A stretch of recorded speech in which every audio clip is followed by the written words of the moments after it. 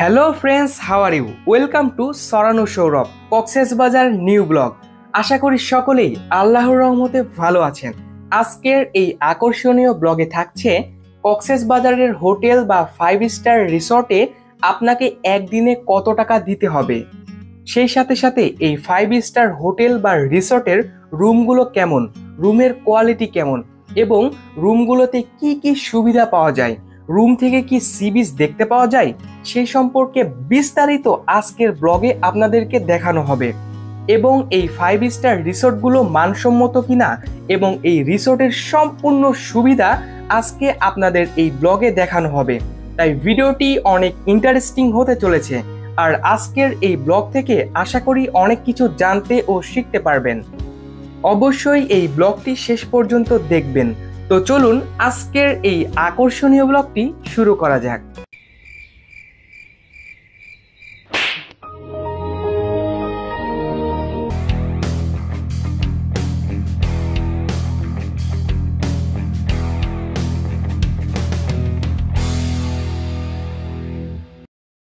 আমরা যে 5 star hotel বা রিসর্ট বুকিং করেছিলাম সেখানে চলে এসেছি। আর এই রিসর্টের নাম হচ্ছে বসতি বে। আমরা এখন রিসর্টের ভেতরে প্রবেশ করছি।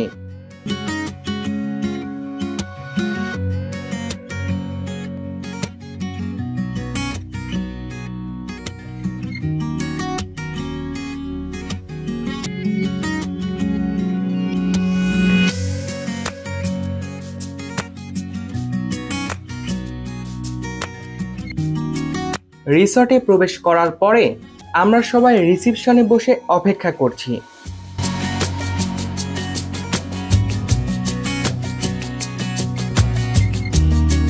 এরপরে সজীব মামা আর আব্বু রিসিপশনে সব কাগজপত্র সই করে আমাদের রুমের চাবি নিচ্ছে।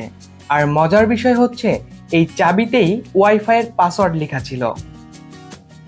যেহেতু আমাদের রিসিপশনের সব কাজ শেষ, আমরা রুমের চাবিটিও নিয়ে নিয়েছি এবং চাবির পিছনে ওয়াইফাইয়ের পাসওয়ার্ডও ছিল। এই কারণে সজীব মামা লিফটের বাটনটি দাবিয়ে দেয়, কারণ আমরা এখন রুমে যাব।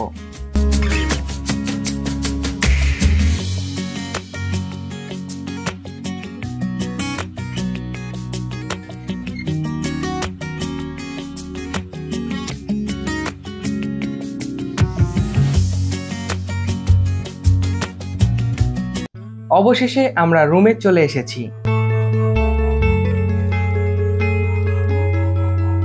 তো অবশেষে আমরা আমাদের রুমে পৌঁছে গেছি। আসুন, আমরা রুমে চলে আসলাম। তো অনেকক্ষণ, দীর্ঘ 5-7 ঘন্টা জার্নি চট্টগ্রাম থেকে কক্সবাজারে, তো অনেক টায়ার্ড হয়ে গেছি। তো এখন একদম ক্লান্ত হয়ে গেছি। তো এটা হচ্ছে আমাদের বেড, আর পাশে এই রুমটাও অসাধারণ, অনেক সুন্দর। তো যাই হোক, আমি অনেক টায়ার্ড হয়ে গেছি।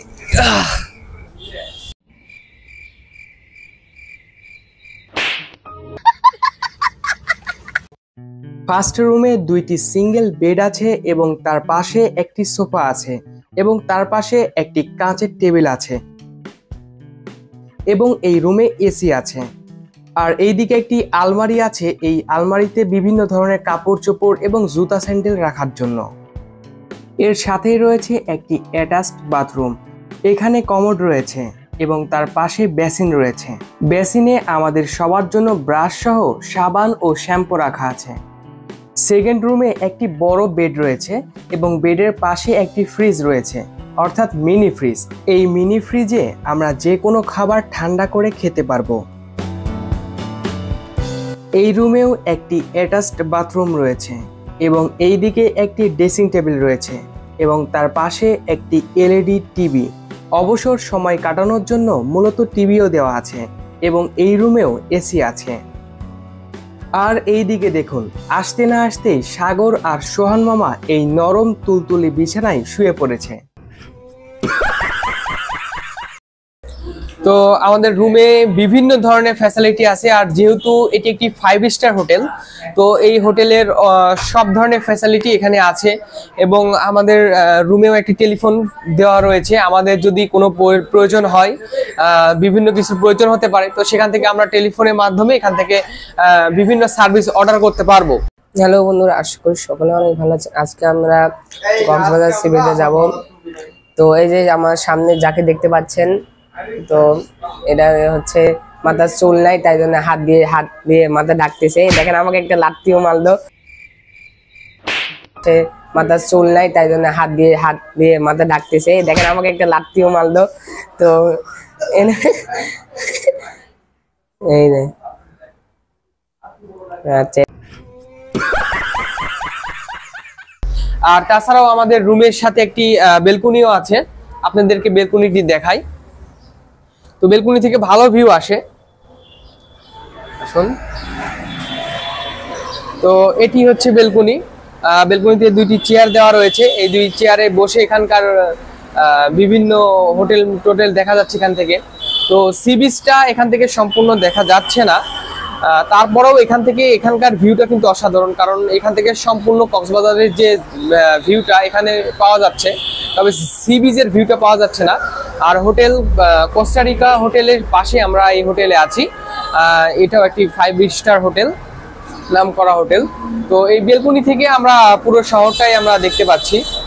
শহরের বিভিন্ন কিছু, এখানে সব লোকজন আসছে, হোটেল বুকিং করছে, বা অনেক বিদেশি লোকদেরকে আমরা এখানে দেখতে পাচ্ছি, যে লোকগুলা আপনার ছেলেরা বিশেষ করে হাফ প্যান্ট এবং সেন্টু গেঞ্জি পরে গোসল দিতে যাচ্ছে, বা বিভিন্ন সিন এখানে আমি বিদেশি লোকদেরও দেখতে পাচ্ছি, বিভিন্ন কিছু দেখতে পাচ্ছি এখানে। বেলকনি থেকে একটা ভালো ভিউই পাচ্ছি এখানে। তো যাই হোক, আমরা এখন হোটেলে আসলাম, যেহেতু এখন হোটেল থেকে আমরা ফ্রেশ হব। ফ্রেশ হওয়ার পরে আমরা সি বিচে যাব, এবং সি বিচে যাই সি বিচের কক্সবাজারের যে মেন সৌন্দর্য, সেই মেন সৌন্দর্যটি আমরা উপভোগ করব। আমরা যে রিসর্টে আছি, এই রিসর্টের একদিনের ভাড়া ৮,০০০ টাকা। তবে ক্ষেত্র বিশেষে এই ভাড়াটি কম বেশি হতে পারে, কারণ অনেক সময় আছে সিজনের সময়, অর্থাৎ যখন কক্সবাজারে মানুষ প্রচুর বেড়াতে আসে, অনেক মানুষ যখন আসে, তখন কিন্তু এই রিসর্টগুলোর চাহিদা অনেক বেড়ে যায়। তো সেই সময় যদি আপনারা আসেন, তখন কিন্তু এই রিসর্টগুলোর ভাড়া আরও বেড়ে যাবে। আর যে সিজনগুলোতে মানুষজন কম আসে, সেই সিজনে কিন্তু এই রিসর্টগুলোর ভাড়া তুলনামূলকভাবে একটু কম পাওয়া যায়। তবে আমরা যে রিসর্টে আছি, এই রিসর্টগুলো সাধারণত ৮ থেকে ১২,০০০-এর মধ্যেই আপ ডাউন করে। কক্সবাজারের হোটেল বা রিসর্ট সম্পর্কে আপনাদের অল্প কিছু হলেও ধারণা দেওয়ার চেষ্টা করেছি। যাই হোক, আজকের এই ভিডিওটি এই পর্যন্তই। ভিডিওটি ভালো লেগে থাকলে লাইক, কমেন্ট এবং শেয়ার করতে ভুলবেন না। অবশ্যই ভিডিওটি একটি হলেও শেয়ার করবেন। ভিডিওটি শেষ পর্যন্ত দেখার জন্য অসংখ্য ধন্যবাদ। দেখা হবে কক্সবাজারের আকর্ষণীয় নতুন ব্লগে।